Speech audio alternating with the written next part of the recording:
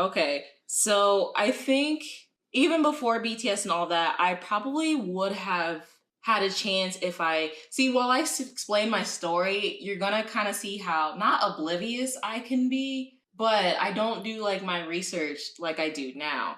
So back in 2016, when I was in New York, because I had an internship there and I was staying with like my brother and his husband, when I would go to the gym, I would used to, I'm not a big YouTube person like you are, but when I would work out, because I was limited on music, I would look up like workout remixes. So like just videos that would have like either top 20 at the time or like top 40 or just a bunch of random songs mixed in together to like a workout type beat.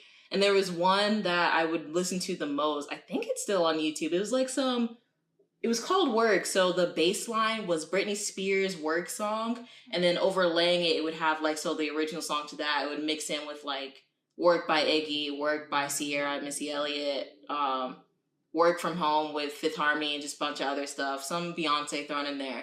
And then there was one song that like I couldn't tell, like I didn't know the language, but I'm like, what is this? And I'm like, this sounds really catchy, but I didn't know what the song was because I never heard of it. I didn't know the language, so I couldn't look up the lyrics like, hey, song that goes like this.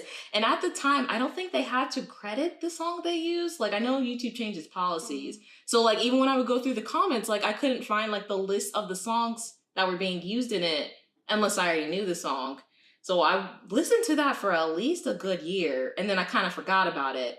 And then knowing what I know now, I used to be like really obsessed with like Black Eyed Peas and like T-Pain, still kind of am now, when I was younger. So when will.i.am did like his first album or whatever, there was a song on there with him, Apple D from Black Eyed Peas, and this one group, like, well, at first I thought it was a solo artist and I could not read this name.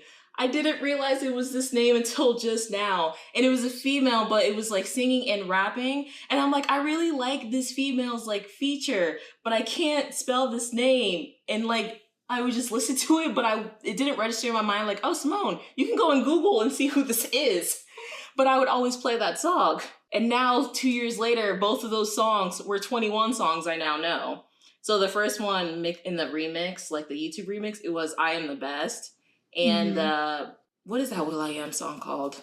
I might have to look it up. But now I know it was 21. So like, and the rap verse always stuck out to me. So now I know that CL, who was like my girl. Love CL.